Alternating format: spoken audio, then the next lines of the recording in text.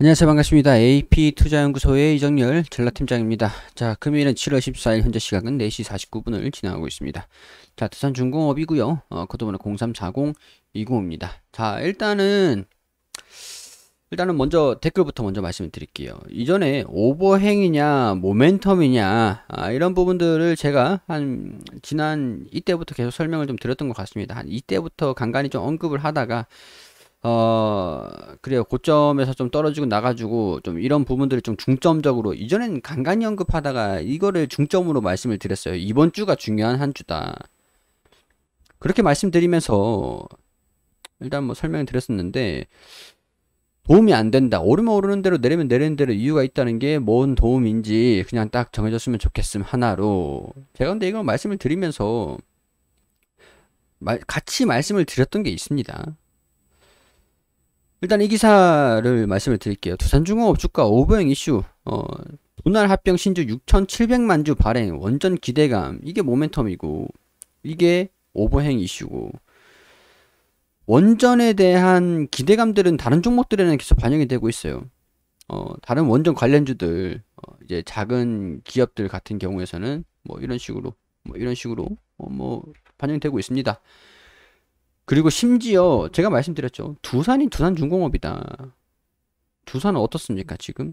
제가 두산중공업의 주가 상승을 제한시키는 요인이 오버행이라고 말씀드렸죠. 그래서 수급적인 부분들이 두산에 좀 이어가면서 두산이 먼저 올라가는지 수급이 두산에 좀 몰려주는지 두산은 지금 빚을 빠르게 갚았다. 자구안을 최단 기간에 졸업을 한다. 자구안 지는 재무구조 개선 작업이 이제는 7월 21일 두산인프라코의 그런 매각 자금이 들어와 주면서 빌린 돈을 다 갚지 못하면 채권단이 담보로 잡은 5조의 규모 자산을 처분할 수 있는 조항이 포함이 됐었는데 뼈를 깎고 살을 쳐내면서 군더더기 없는 그런 구조 조정을 진행을 하고 2년 이 동국제가 아니고 3조 원에 달하는 자금을 모두 상환하면서 역대 최단 기간인 1년 6개월 만에 조기 졸업하게 된다. 최근 두산의 주주은행 진행이 되고 있던 것들이 긍정적으로 평가를 하고 있다. 시장이 이제 신뢰를 하고 있다. 이렇게 되면은 또 이 두산그룹이 이런 신뢰를 바탕으로 또 자금을 또 융통을 시킬 수가 있는 거예요. 수주 잔고, 매출, 영업이익. 자, 매출 영업이익이 이익률이 마이너스 9.5%에서 4.8%로 증가가 됐습니다. 2020년 1분기 작년과 올해 1분기를 비교했을 때 수주가 작년과 올해죠. 수주 잔고가 14조 4천억 원으로 매출 영업이익도 1조 좀 떨어졌지만 적자가 나고 있었던 그런 상황에서 영업이익이 대폭 증가됐다라는 거죠. 매출은 좀 줄었지만 수주 잔고가 증가되고 있다. 성장을 하고 회복을 할 거다라는 거. 두산중공업이 좋은 기업이다라고 보고는 있는 거는 뭐 마찬가지입니다. 유지가 되는 거예요. 근데 왜 주가가 올라가지가 않을까? 오버행 때문에 오버행 신주를 발행을 한다. 근데 이게 이슈가 7월 21일까지니까 이후의 주가 움직임들이 중요해요. 조정을 받은 만큼 매수세가 좀 들어와 줄 것이고 두산이 계속 올라가면 두산과의 괴리감 때문에 긍정적인 움직임들을 보여줄 수가 있는 거죠. 제가 그전에도 한 이때쯤부터 말씀을 좀 드렸었던 것 같습니다. 두산으로 수급이 좀 옮겨갈 수도 있지 않을까. 급등 났다가 조정받고 다시 급등 나왔어요. 상승하는 흐름들을 보여주고 있죠. 사실 이거를 두산 올라갈 겁니다. 두산중공업 말고 두산 사세요. 제가 어떻게 말씀을 드려요? 말씀 못 드립니다. 이런 거를. 제가 제 개인적인 생각이다라고 말씀을 드리면서 주가가 하락하지도 올라가지도 어깨에 빠지지 않고 지지를 받는 모습들을 보여주고 있다라고 말씀을 드리면서 올라가지 못하는 이유들 7월 21일에 그런 요인들을 저는 뭐 개인적인 생각들을 말씀을 드린다라고 말씀드렸지만 제 주가에 영향을 미치겠구나 싶은 부분들을 말씀을 드리는 거예요. 근데 두산중공업이 나쁘다. 떨어질 겁니다. 떨어질 수 있죠, 근데. 오버행 때문에 떨어진다 그러면은 제한적인 조정으로 반등이 나오는 가능성들이 두산이 계속 모멘텀들을 유지하고 긍정적인 움직임들을 유지를 해준다라고 하면 21일 이후에 조정을 매물 소화를 마무리를 하고 제한적인 조정 이후에 올라갈 수도 있다라는 부분들을 말씀을 드렸던 거죠. 대응을 이런 얘기 잡고 곰곰이 한번 생각을 해보세요. 만약에 조정을 받으면 어떻게 할까? 이번 주에 올라가지 않으면 어떻게 할까? 두산만 올라가면 이 사람이 이렇게 얘기를 하던데 두산만 올라가면 어떻게 할까? 주가가 떨어지면 어떻게 할까? 여러분들이 판단을 해주셔야 된다는 거예요. 이런 부분들은 좀 이해를 해주셔야 될 필요가 있습니다. 두산이 올라갔다 그래서 제가 맞췄습니다 그렇게 말씀을 드리는 게 아니에요. 두산이 이런 식으로 막 올라갈지 제가 확신을 가지고 말씀을 드리는 게 아니었어요. 두산중공업은 무행보 흐름들을 보여주고 있으니 이 두산중공업이 약간 쉬어가고 21일에 오버행에 대한 그런 불확실성이 있지만 기업은 개선되고 있고 그러면 두산으로 좀 시각이 좀 옮겨갈 수 있지 않을까, 이런 가능성들에 대해서 말씀을 드리는 거죠. 뭐 이게 사실 애매하다라고 말씀을 하시면은 저도 뭐 그래요, 조금 제한적이다 보니까 이보다 뭐 제 생각을 전달해 드리는 입장에서 종목을 추천해 드리는 게 아니다 보니까 좀 더 명확하게 노력은 해보겠지만 좀 제한이 있다, 그런 것들을 좀 이해를 해주세요. 자, 두산 같은 경우에서 두산그룹이고 두산중공업이에요. 우리가 이걸 보면은 두산만 보더라도 두산은 올라가는데 중공업은 왜 안 올라갈까, 그런 것만 생각하더라도 두산이 계속 올라가면은 주가가 조정 받더라도 어떻게 될 거다, 그런 가능성들을 예측을 할 수 있는 범위잖아요. 언론에 따르면 두산그룹이 이르면 올해 연말까지 재무구조 개선 작업을 마무리할 수 있을 것으로 전해졌다. 두산 인프라코어가 마무리 될 시 8,500억 원을 더 확보할 것으로 알려졌으며 자금이 일단 들어온다. 자구안을 마무리할 수 있다. 구조조정에 혹독한 구조조정을 지나치고 경기 회복에 힘입어 실적도 크게 개선됨에 따라서 올 연말까지 3조 원에 달하는 자금을 모두 상환하면 여태 최단 기간에 1년 6개월 만에 조기 졸업이 가능할 것으로 알려졌다. 이제 자구안은 끝난다. 자구안은 끝난다.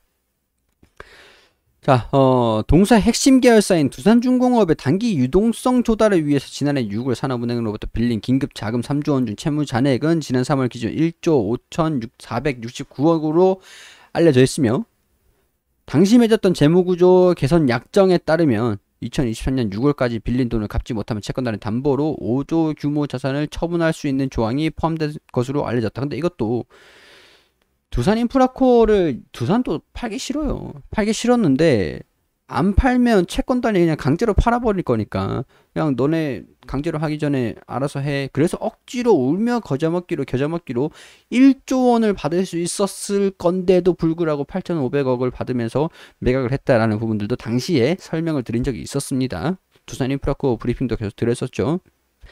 일단은요, 또 애매하게 얘기를 한다라고 하실 수도 있지만 일단 우행보 흐름들을 보여주고 있는 거는 제가 이걸 조정하는 것들은 아니에요. 우행보 흐름들을 보여주고 있으니까 주가 움직임들이 돌파를 하는지 이탈을 하는지 60일선에 염두를 해두자. 조정을 받으면 60일선에서 또 이탈을 한다라고 하면 6,700만 주가 작은 규모는 아니거든요. 작은 규모는 아니에요. 그러니까 오버행 이슈들을 보여줄 수 있을지 그런 부분들은 움직임들을 보면서 결정을 해도 늦지 않아요.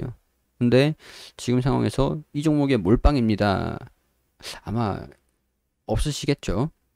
우리가 오버행에 대한 우려가 있을 때는 만약에 리스크를 감안해 하고 조정을 이렇게 받으면 이렇게 대응을 잡아야지. 알고 있자라는 거죠. 알고 있자. 뭐 물론 조정이 100% 나올 겁니다. 그렇게 말씀드리는 건 아니지만 만약에 조정이 나오면은 대응을 할 수 있냐 못하냐에 따라서 대응의 범위에 있냐 없냐에 따라서 달라질 수 있는 부분들이니까 수익이냐 손실을 결정을 하는 게 대응입니다. 대응. 이전에서도 그랬죠. 유상증자를 하고 배당락하고 물량 소화 거친다라고 말씀드리고 여기서 주가가 조정을 받고 났다가 공매도 조정받고 다시 올라갔죠. 여기서 대응을 만약에 잡았다면 물론 이제 이만큼 올라왔으니까 그렇지만 여기서의 매수가인 거랑 여기서 대응을 잡아서 평균 단가를 낮추고 나서 대응 잡은 거랑 충분히 좀 반영된 게 없다고 한다면 반영될 겁니다라고 말씀드렸겠지만 반영이 됐으니까 이때 제가 말씀드렸죠. 두산은 올라가는데 중공은 왜 안 올라가냐, 두산 따라가야 되는 거 아니냐, 뭐 그런 식으로 말씀을 드렸겠지만은 어느 정도 반영이 된 부분들이 좀 있기 때문에 명확하게 추가 상승 여력이 좀 남아 있습니다. 이렇게 말씀을 드리는 것보다 움직임들을 21일까지 좀 보고 그 이후가 중요할 것 같다 라는 부분들을 말씀을 드릴 수밖에 없는 상황이다, 이렇게 설명을 마무리를 할 수 있을 것 같아요.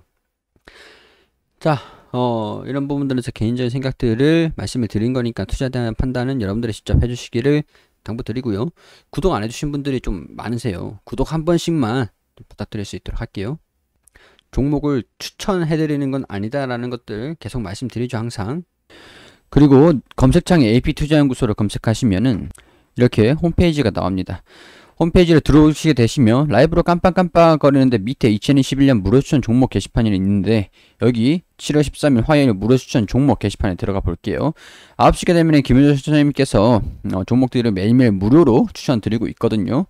여기 9시가 되면은 9시 0분 조일 알리뉴 현재가 1150원 기준 매수 1차 목표가 1180원 손절가 1110원으로 대응하시라고 말씀드리고 9시 1분에 RT캐스트 현재가 2705원 기준 매수 목표가 2785원 손절가 2500원으로 대응하시라고 두 종목 추천드렸습니다.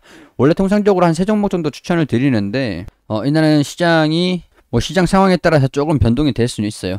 이런 식으로 한 종목 수익 한 종목 보유 중이다. 조일 알림이 RT캐스트 그리고 목표가 매수가 손절가 지켜주시라는 말씀 드리면서 시장이 끝나면 종목들이 어떤 흐름들을 좀 보여줬는지 이렇게 게시판 그림 댓글을 통해서 차트 사진을 올려드리고 금일 전적은 2전 1승 1패입니다. 이런 식으로 브리핑을 드리는데 매일매일 추천을 드리기 때문에 이렇게 당일 매수 당일 매도 원칙으로 진행을 하고 있는데 수익과 손절을 이렇게 한 번에 그래프로 설명을 드리고 보여드리고 있습니다. 모든 종목들이 수익이 항상 날 수는 없기 때문에 손실을 짧게 수익은 길게 내시면 되는 거거든요. 매일매일 무료로 추천드리고 있으니까 오셔서 체크를 한번 해보시고요. 그리고 AP 테마주 검색기가 있죠.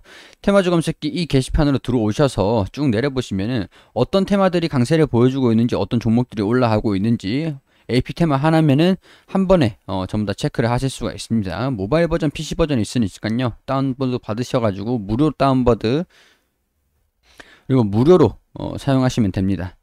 마켓에서 AP 테마를 검색하시거나 홈페이지 오셔가지고 AP 테마주 검색기 다운받으셔가지고 무료로 사용하시면 된다라는 거 말씀드리면서 저는 오늘 여기에서 마무리할 수 있도록 하고 내일 다시 인사드릴 수 있도록 하겠습니다.